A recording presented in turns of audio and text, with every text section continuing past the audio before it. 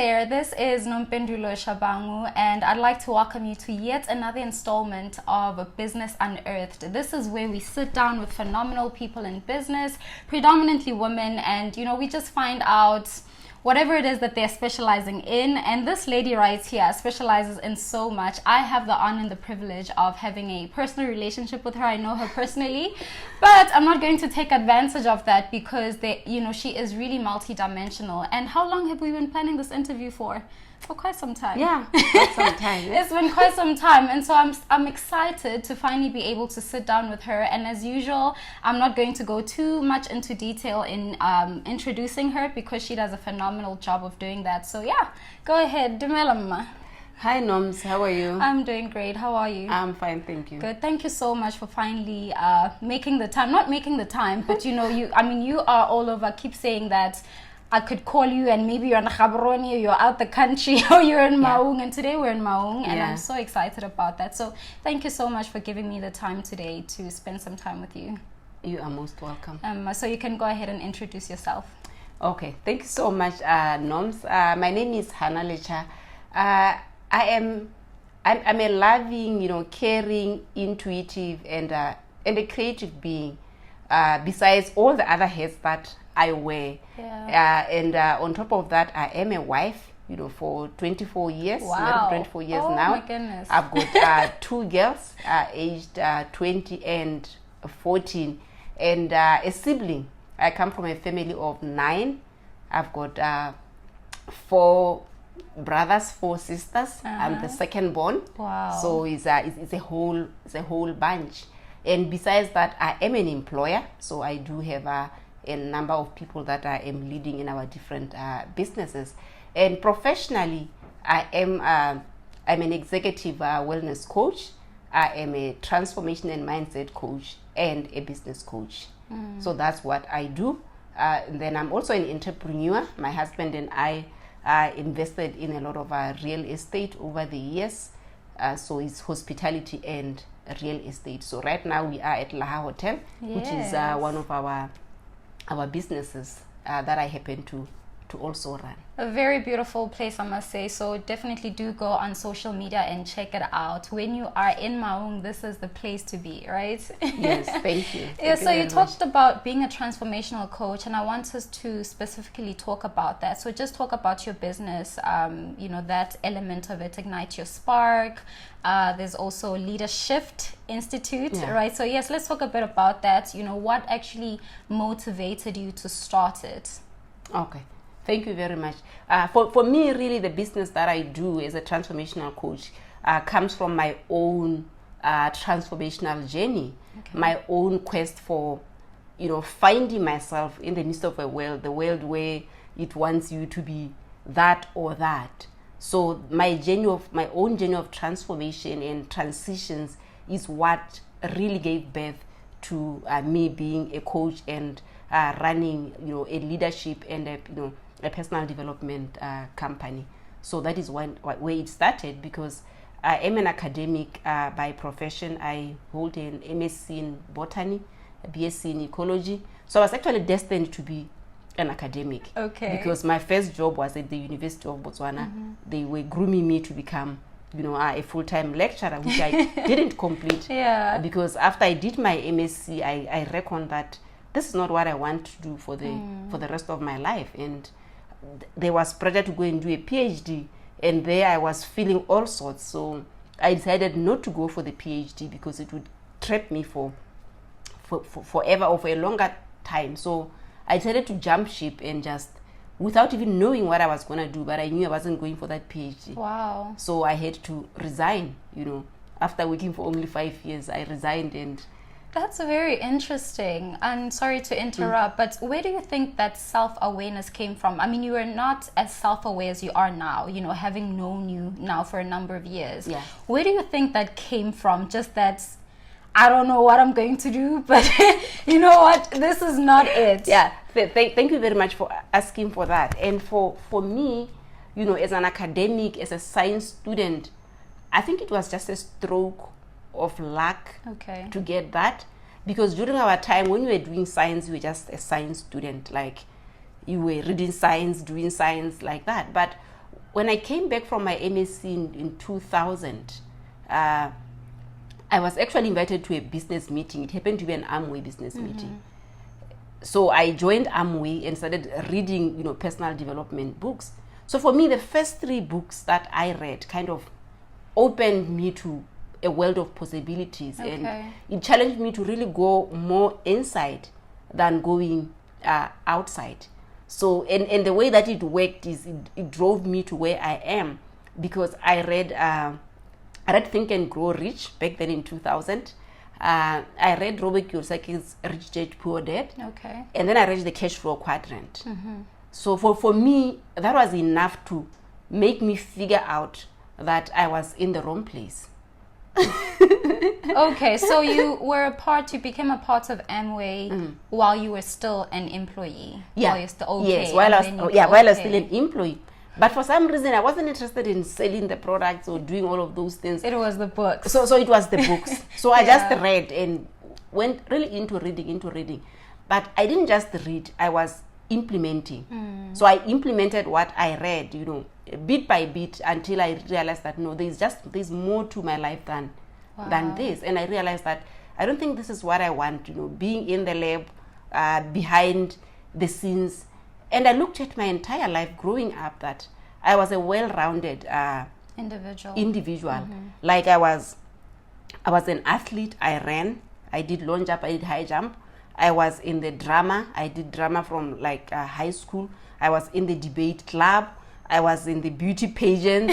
I was in academia. You were just, whatever you put your mind to, you just succeeded. You were a part of it. Yeah. So I looked at it and I said, you know what? My entire life has been social, has been outside, has been doing things. And now coming to get stuck in a lab is like being in jail. It's like being paid to be in jail. Yeah. You know. And the whole thing of being the academic, you know, publishing, doing what, when the holidays came, they didn't allow me to go home. You need to go and do research and all of those. I said, no, this is not for me. So basically the awareness for me is the personal development that sparked everything, and that gave me the confidence to really say, okay, I can go give it a try, even though I didn't really know what that try was going to look like. So I allowed it to just evolve, and it took me, I believe, right where I needed to be. So you received the self-awareness, right? You became developed as a person, and you decided, I want to do for others what has happened for me. Definitely. Right? Yes. Yeah, definitely. And that didn't come very, very early. Okay. It came a little bit late because I did quite a number of businesses, you know, realizing, no, this is not it. Until I ran the shop. I ran Lecha Superette. Okay. So I think it took me to the peak of what I was able to do, you know, with my background in science, with my level of awareness at that time. But it stretched me because it required me to operate differently, because, you know, being an employee and being an employer are two different things. And for me, I had actually started from an employee, I became self-employed. Yeah. And I kind of took a long time there in the self-employed. And that's when I realized that my life was out of balance. I see. Yeah, and the way it showed up was that I stopped doing a lot of the things that I loved doing and that I valued because of that. So if I give you an example, I've always been a healthy, conscious person, you know, from high school. Yes, you are, and you look fabulous all the time. Please go stalk her a bit on social media. She looks amazing. Thank you. So I've always been a health conscious person. Even when I went to UB, I was the same thing. And because I was also an athlete, I could do it. But in terms of eating, for me, it wasn't about, you know, eating sophisticated food, but I've always been drawn to eating real food. You know, the same food that your parents would cook. That's what I wanted. When everyone wanted the rices and the spaghettis, I would want the plain things. Such that at UB, I don't know how I did it, but at UB, I managed to get myself a special diet card. Wow. So that I could eat all those boiled chicken, boiled eggs from the special diet, and not eat the Viennas. I hate that Vienna from there. I come from a very humble background, but I've always believed that there was more to us. The possibilities are endless. So I couldn't pay the gym when I go to UB, but I noticed that in the physiology lab there was a treadmill and a bicycle. Yeah. And back then, not many students wanted to really exercise. So I approached the lecturer and asked her if I could do my exercise in the physiology lab, and she agreed. So for all the 4 years that I spent at UB, that's where I exercised. So I would go to the physiology lab, walk on the treadmill, ride the bicycle, take a shower. So that's how I've been. And when I went to Canada, I kind of just upped it for my master's. I started eating more healthy. I learned about more other food than what we were eating at home. Okay. Other ways of really taking care of myself. So when I realized that things were getting out of hand with my business at Lecha Superette, was when now everything that I knew went out through the window. So it's like I learned how to cook. So I love to cook. I would cook meals for my family, for my kids. So what I realized now was happening was that I wasn't eating healthy anymore. I wasn't cooking because I didn't have the time to cook. One of the reasons why I quit at UB, apart from finding myself and what I love doing, was that I wanted to spend time with my family, with my kids. And there I didn't spend the time with them because I would wake up very early in the morning while they were sleeping, go to the shop, and I would come back at night when they were still sleeping. So it was like nothing seemed to be working except money getting into the bank account. When we were on vacations, I couldn't spend the vacation because I was either talking to the people at the shop, working. And then so for me, that's what really showed me that something is really out of alignment here. This is not why I quit my job. This is not why I sacrificed my career and just cut it short and say I want this. So I had to find what is it really, what's going on. So that's what now led me back to personal development. Is what took me out, and I went back to it. Yeah. So what came up for me was lack of leadership skills. That the transition wasn't done properly. Okay. So I kind of just moved my body from the office at the University of Botswana into the shop. Same mindset, same thing. Wow. So it requires a lot of mindset change. It requires a lot of mindset change. It requires a lot of leadership skills. So that's what now led me to the leadership, to personal development. And instead of really training people on leadership, I actually started implementing it myself on my team. Because I certified in 2014. I think I started really doing work outside in 2017. I just did a little bit of it, just practicing it. But a lot of it was on myself on my teams. Yeah, and I can imagine how important that was for you to be able to preach something that you believe, you know. And so how, just tell me maybe some of the scenarios that you have seen where someone just really desired to transform their life. What is that journey? What does that process look like? People coming to you and they're distressed, and they know they're not always aware what needs to change, but they know something needs to change, Yeah. So for me, really, one of the reasons why in all the hats that I wear as a coach, all the certifications that I have, I would always identify myself as a transformation coach because in all the work that I do, I lead with transformation. Okay. So even if I have a strategy for you, I won't give you a strategy without doing the transformation. So it's like this. It's like wanting to plant a garden when you have not cultivated the garden. Okay. So that's what happens when you lead with a strategy without the transformation. It's like you are coming with these seeds, you are excited, you're gonna plant your seeds, but you have not tended the soil and the garden. So it's because I lead with the self first, with transformation. That is how we can align, because we know what we want. The soul knows what it wants and what it doesn't want. But most of the time we are detached from the soul because we are always outward thinking outside instead of just doing a lot of inward.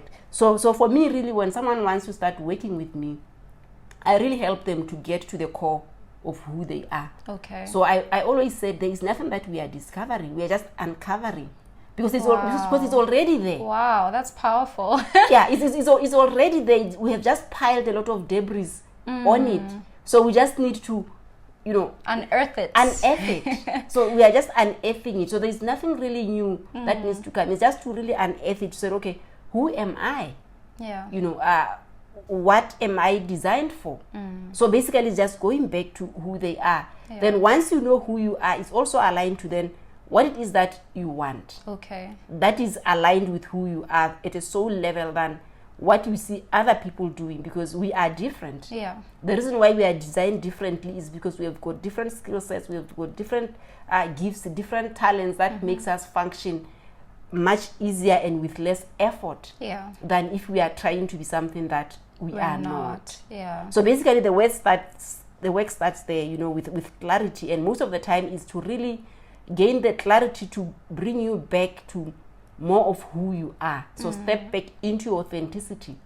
And then once you have stepped there, then now the next question is, okay, what do you want? How do you really want to express yourself out there in the world?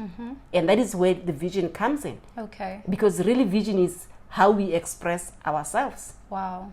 So then how do you want to express who you are into the world? Is through a vision. So how does that vision look like for you? Okay. So then the next step is now to bring that vision to life. And the more you bring that vision to life, the more you unearth, either patterns or conditioning that are stopping you from really bringing the vision out. Showing up as you really are. Yeah, so they show up as maybe limiting beliefs, as maybe self-sabotage, things that you maybe wonder, why do I keep doing this? Why do I keep doing this?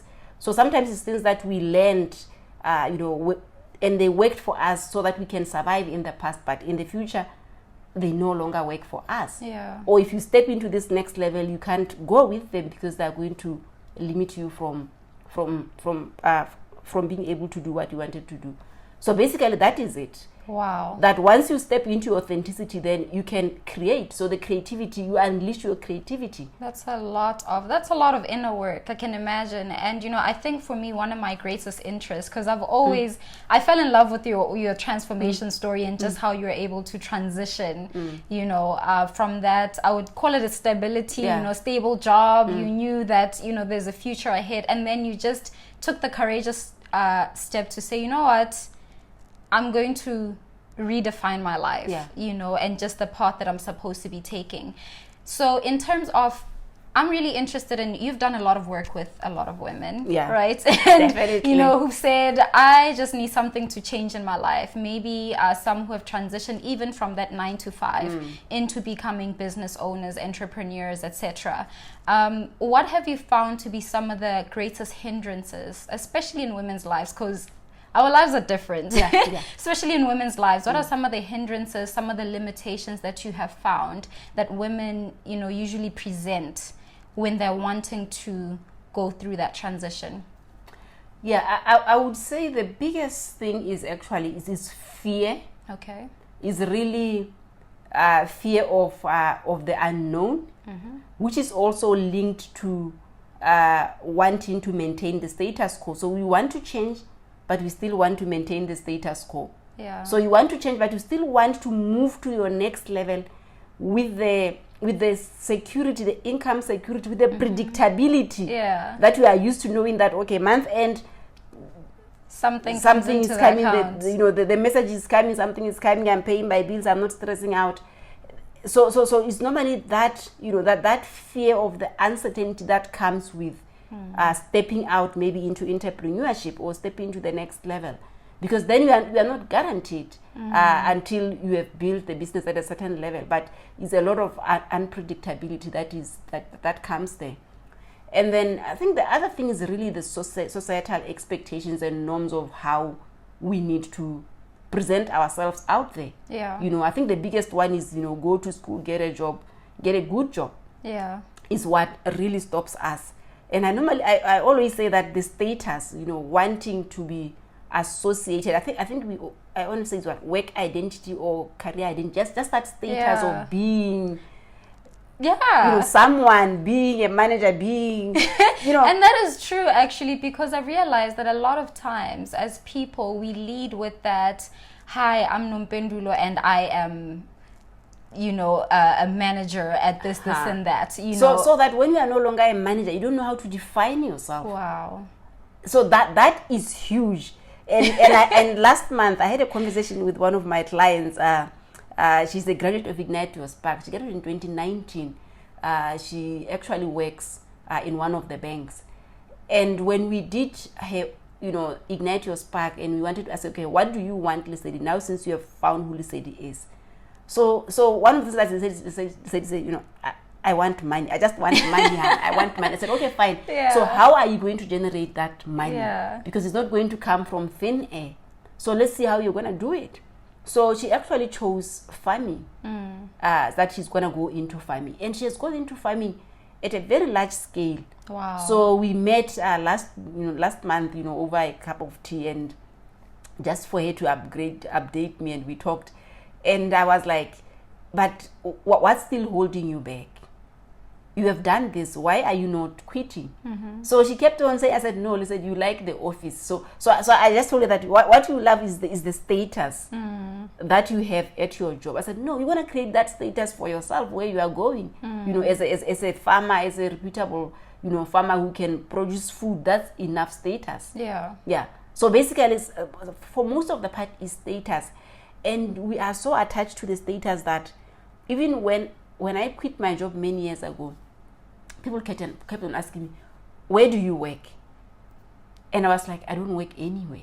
And people kind of wanted for me to they wanted me to look a certain way to show that I don't work anywhere. Yeah. But I didn't. Why? Because for me, like I told you, taking care of myself and my health has always been a priority. Yeah. Yeah, it has always been like a central, consistent part. So such that even if I'm broke, I would still look the way that you can't tell. You don't look like your problems. I don't look like my problems. I don't need to wear my problems every day where I am going. So they kind of were surprised that I don't work, but I don't look like I don't work. So that's how society really puts us in these small boxes. And for most part, I would say women are the most conditioned people in the world. Okay. So we are conditioned because we get conditioned by upbringing, our parents teaching us that no, this is what a woman should be doing. Hey, woman can't do this. You can't say it. You can't dress like that. All of those things. And then we go to school. Education also adds a layer. And then we get married. That one is a huge, big other thing that conditions us. Yeah. So we carry a lot of layers of beingness that is not ours. And that really stops us from unleashing our full potential and our own authenticity because of those layers. So unless we peel off those layers, we gain the courage to really step out, based on who we are at core, based on what our surroundings and society is expecting from us. So that's a large part of the work that I do with my clients, to really realize them that, you are capable the way that you are worthy, you are creative, you are gifted, you are talented. So you don't need a lot of all these other people pleasing stunts and trying to prove your worth, because it's heavy. It takes a lot to prove, because you need to work extra hard than being original. Than being original. So I think those are some of the reasons that really keep you have found. I have found. And then I think the other one is lack of clarity of what would they do. Those who are not now afraid to step out is they are not really clear what to do, because we kind of associate with our education so much. And if you don't see how you can utilize your education outside your job, then you feel like you are hopeless. So you feel like you are stuck there. Okay. So that is where, when I work with women, I help them to see how they can actually, utilize, whether it's their skill set, their experience at work, their academic, how they can use it in a different setting apart from where they are. So that is really just some hard work, it really requires one to be able to go deep into themselves, deep into their past, and it's not just surface level work, it's just really going inside. We really go deep. We really go deep, and when I work with someone, I work with the whole person. Yeah, I love that. So I think that's why for a long time I've been struggling to do corporate work. Okay. Because I would go there and realize that what all they want is to tick a box, you know, on the shallow and tick a box. But when you're a transformation coach, when you step into a space, I like to talk about source. So source, depending on your belief system, you know, if you are a Christian, you would say it's God. Okay. If you are not, you can say it's the universe. You know, you can say it's spirit, depending on that. So source has a way of really revealing things for all of us, and it happens in so many ways. And if you're a transformation coach, you can really pick that there is something going underneath by how someone is showing up. So a lot of time when you go into corporate, you see stuff coming up, but you realize that they are not interested in dealing with the stuff. They just want to fix the person so that the person can do the damn work. I hear you. So, and that's really how a lot of the world works. You know, it's not, like you're saying, it's not just about the core of a person and who they are. It's what you can do, you know, and we're actually having this conversation before we got on set. And I think it's important for us to be able to find that intrinsic value within us, that you have intrinsic value, you know, regardless of what you do and what you don't. So basically that's what I've been really, you know, holding me back, because I always like felt like, no, this is it. This is taking me out of my own alignment. I can't just be going there to tick the box. Yeah. All right. So I would just say, maybe in closing, you know, because it takes a lot for a person to decide, I'm going to do this, I'm going to go through this transformation. You know, there's a lot of support that is needed. There is a lot of thought that's needed to go into it. You know, what are some of the things that you would encourage somebody or advise someone to actually consider as they get ready to go into that work? Because like you said, it's not just about deciding, you know what, tomorrow I quit, right? There are realities, there are practicalities, and some people do feel stuck for a certain number of reasons. Like you said, maybe wanting that notification, the bank notification to come in, and that's a reality. You know, people need to still take care of bills. You know, people that you are in relationship with, they need to be able to understand what's going on, or to at least be informed, you know. So there are all of these different elements. So what would you say to someone who's really considering that, you know what, maybe they are where you used to be, that I can't continue down this path, something has to change? Okay, what I can say is that it's a process. It's not like an event, so it's not like a destination. It's a transition. Yeah. And they need to go through that process. And normally, a transition is not like change. It's something that actually takes place psychologically. Okay. You know, inside your brains, it affects your physiology, all of those things. So it's a process. You need to brace yourself to go through the process and be gentle with yourself. And you also need support. One of the reasons why I'm doing this is because when I decided that I was going to quit my job, it was just me. Yeah. You know, it was just me, and then I was just reading the books. But sometimes reading a book and talking to someone are completely two different things. So I didn't have support. And for me, I think that's why it may have taken me longer. So I didn't have support in terms of gaining the clarity that I want and the decision making and everything else. But I had support because I was married by then, and my husband provided that support. So what I normally advise even my clients, who are not my clients, is to actually embrace this as a process. Okay. And then to start by gaining clarity into what it is that they want. Because normally we want to step into the how before we are clear with the what. Okay. And every time when the brain can't figure out something, it shuts out. It shuts up. So that's when you feel stuck, you feel all of those things. But when it's clear with the what, the how will come up. So they need to be very, very clear with what it is. Okay, is it me getting another job? Is it me quitting the job? Yeah. Is it me starting my business while I'm still working? So that I can transition in a different area. So clarity is the first thing, to really know what it is. and then the second one is, okay, what is going to be needed? So I'd always said you need a lot of support. Yeah. Not necessarily support from a coach when you are, because back then I didn't have a coach. That's right. I didn't have a coach, but back then I had my husband as one of the key support systems. I have my family members as the support system.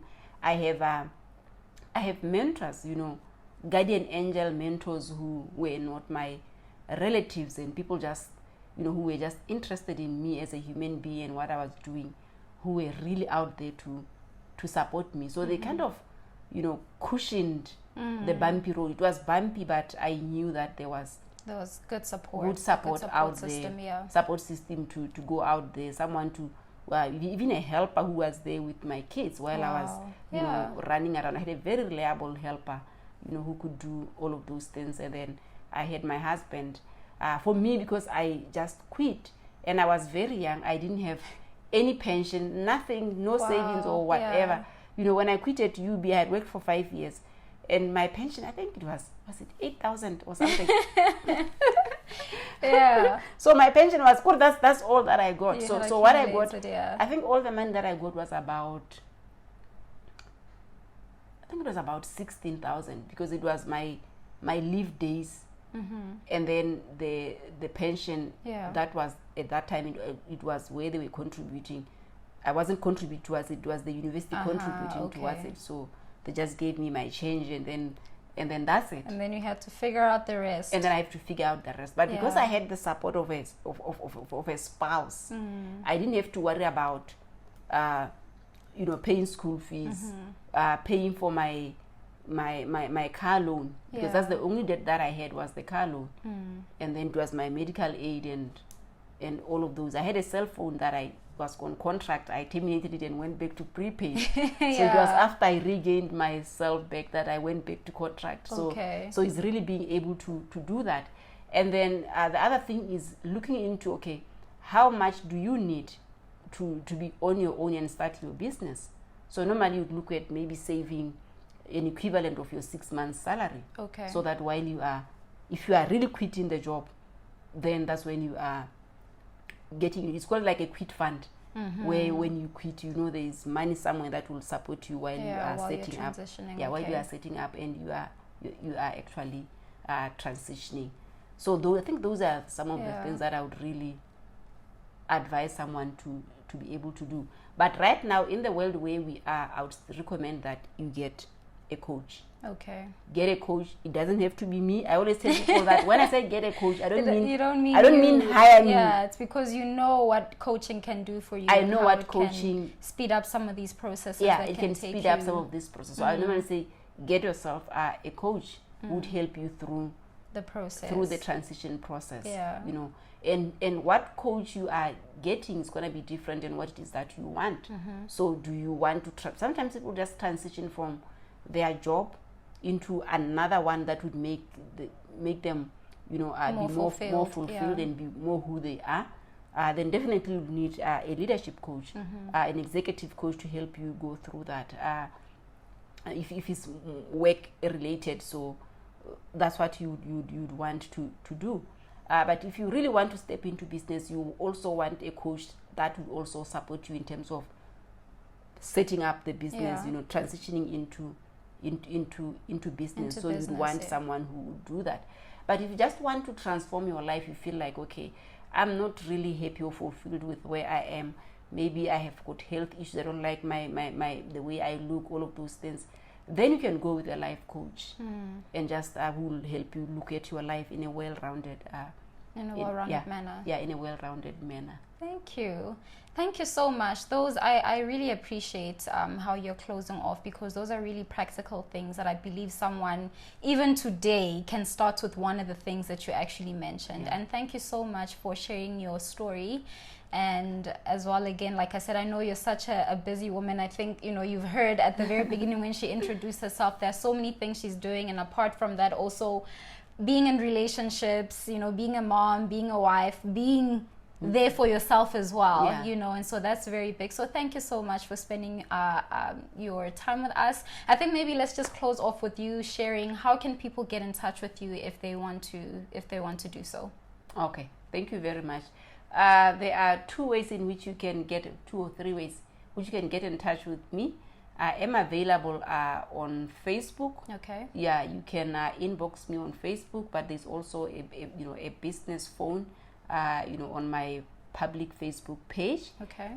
Or you can also go to my website. I have a website, even though I really talk about that website. Is www.hanalecha.com. Okay. So you can get me through that. So. Yeah. Yeah, I believe those are the main vehicles that you can get me. Yeah, and we'll also share your details in the description box below. So thank you so much, Hannah, for sharing your time with us, like I've already said. And, thank you very much to Lecha Hotel for providing us with this very beautiful space. Like I said, please do pay a visit when you are in Maung. Tell your friends to tell their friends that this is the place to be. Very beautiful, very relaxing, as you can see. It's absolutely stunning. So this is Nompendulo Shabangu on Business Unearthed, and we'll catch you again next time.